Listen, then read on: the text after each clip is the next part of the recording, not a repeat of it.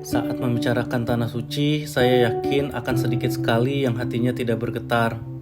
Dulu saya sempat heran pada orang yang selalu bersemangat saat bercerita tentang tanah suci.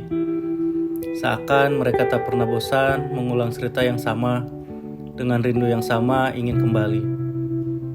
Kini saya mengerti betapa tanah suci mengundang banyak rindu yang membuat hati bergetar, pun sekedar hanya mendengar namanya saja disebut. Madinah, Mekah, Ka'bah, Raudoh, dan semua yang ada di tanah suci. Bahkan semilir angin saja bikin rindu. Selamat datang di tanah suci di Kota Roma, tepatnya di sini di kota Jeddah, yang insya Allah kita akan menuju ke kota Madinah. Allah Subhanahu wa Ta'ala di situ membaca sholawat dan para malaikatnya, sedangkan kita tidak membaca sholawat. Nah, dari itu kita harus membaca sholawat, walaupun satu kali kita harus membaca sholawat. Harus berbanyak sholawat, mumpung masih ada di Madinah. Kita sudah berdekatan dengan sang baginda Nabi Allah Muhammad sallallahu alaihi wasallam. Allahumma sholli ala Sayyidina Muhammad wa ala ali Sayyidina Muhammad.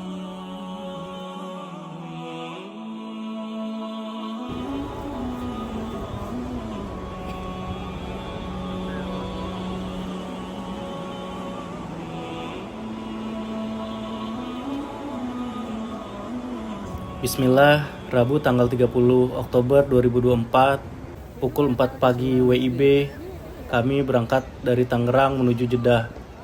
Kami sampai di Jeddah jam 10 pagi waktu Jeddah. Setelah menunggu sebentar, kami berangkat menggunakan bis menuju Madinah. Sepanjang perjalanan, hati saya ini terharu gak karuan. Yang pertama terlihat dari kejauhan adalah Zamzam Tower. Sampai di sini saja saya masih belum percaya bisa menginjakan kaki di tanah suci.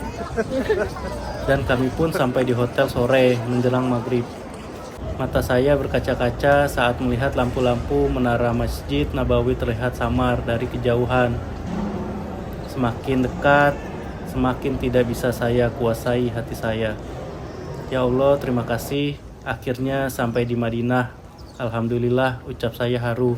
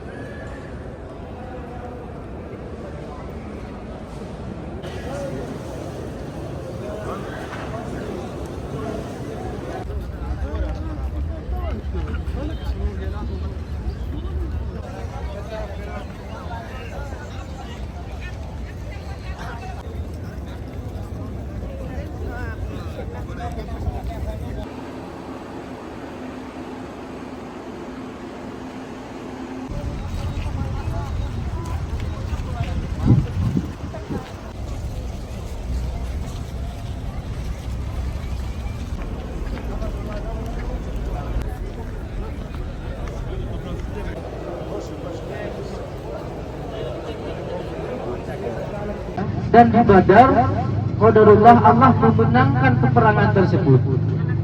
Setelah selang 1 tahun kemudian, pada tahun 3 Hijriah terjadilah perang Uhud.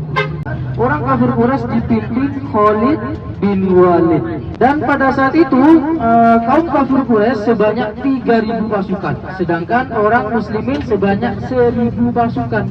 Di tengah-tengah perjalanan, di situ ada kaum Khawarij. Apa kaum Khawarij itu? Kaum munafikin. Kaum munafikin itu terdiri dari 300 pasukan. Setelah sampainya ke Jabal Uhud, Rasulullah letakkan 50 sahabatnya di Jabal Rumat, sedangkan sisanya 650 sahabatnya Rasulullah letakkan di bawah Jabal Rumat. Dimulailah peperangan di situ. 50 sahabat Rasulullah itu lupa atas pesan Rasulullah. Padahal Rasulullah sudah berpesan, jangan tinggalkan tempat ini sebelum saya perintahkan perintah selanjutnya, kata Rasulullah. Akan tetapi mereka lupa atas pesan Rasulullah. Mereka turun dari Jabal Rumat mengambil harta yang ditinggalkan oleh orang kafir Quraisy. Dan Khalid bin Walid menarik pasukannya dari samping Jabal Uhud, ya, dan menempati Jabal Rumat. Disitulah gugurlah sahabat Rasulullah yang bernama Mus'ab bin Umair. Dan juga ada paman Rasulullah Sayyidina Hamzah. Ya, ada Julaibib. Di sana insyaallah nanti kita akan bertawasul sebentar. Jadi pertama kali ketika Rasulullah wafat yang menjadi khalifah itu kan Abu Bakar As-Siddiq. Di mana dilantiknya? Di situ. Ya. Kalau dulu berbentuk kebun, taman ini. Kita bisa masuk. Keutamaan kedua dari kota Madinah adalah siapa yang meninggal di kota Madinah ini, di Masjid Nabawi ini, kemudian dimakamkan di Baqi di sana, maka akan mendapatkan syafaat Nabi Muhammad Sallallahu Alaihi Wasallam. Makanya banyak ya kaum muslimin yang berburu, yang pengen meninggal di tanah suci ini. Tapi memang gimana takdir, jangan nyari mati ya. Udah tahu lagi sakit, sengaja nggak minum obat kan gitu ya. Itu cari mati namanya. Ya begitu. Nah Bapak Ibu rahimani rahimakumullah. Assalamualaikum warahmatullahi wabarakatuh. Jadi kita sedang berada di salah satu tempat bersejarah di depan Bapak Ibu, namanya Masjid Ghamamah. Di sana Nabi Muhammad SAW pertama kali melaksanakan sholat Id. Jadi ketika dulu ada syariat untuk sholat Id, inilah tempat pertama kali dilaksanakan sholat Id. Juga di sini pula adalah tempat di mana Nabi Muhammad SAW beserta seluruh warga Madinah ketika pertama kali melaksanakan sholat istisqa karena kekeringan Madinah yang hebat. Disinilah Nabi Muhammad memimpin sholat istisqa. Istisqa itu sholat apa? Sholat meminta hujan. Nah ketika Nabi Muhammad baru angkat tangan begini, belum berdoa nih Rasul nih, baru begini langsung turun awan hitam, yang mana awan hitam ini dalam bahasa Arab namanya Ghamamatun. Ghamamah itu artinya mendung, awan mendung. Dan langsung selama 7 hari 7 malam turun hujan non-stop tuh.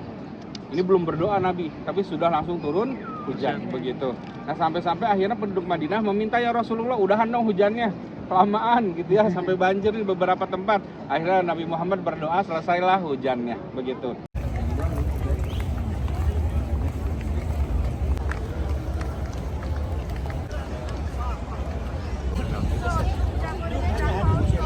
Di bawah kubah itu terletak sosok mulia nan agung, yaitu Nabi Muhammad Sallallahu Alaihi Wasallam. Di sampingnya ada Abu Bakar As-Siddiq, sebelah kanannya lagi ada Umar bin Khattab.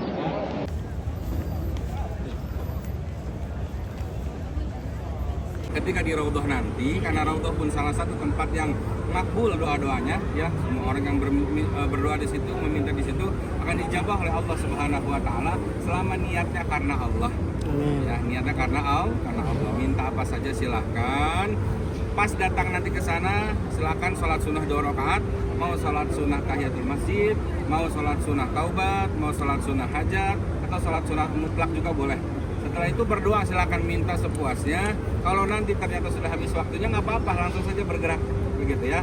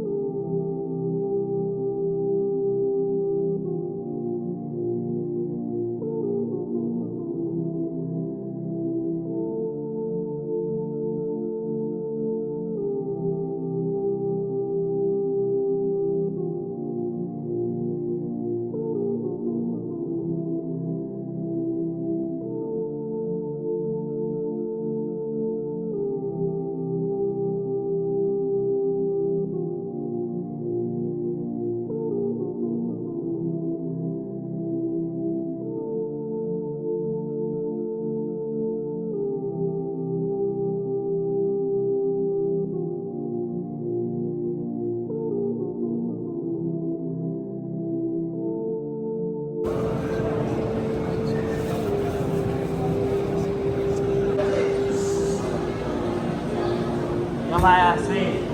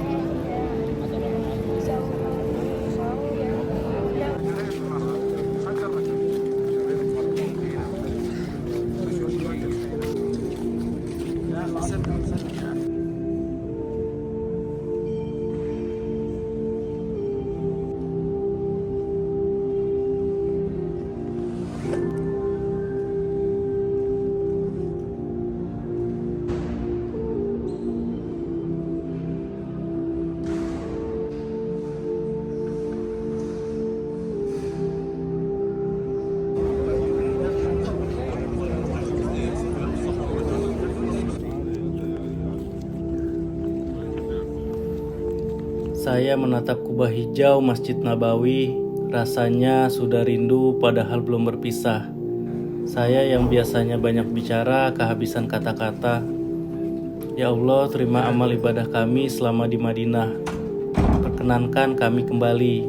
Mudahkan setiap hamba-Mu yang merindu untuk bertamu.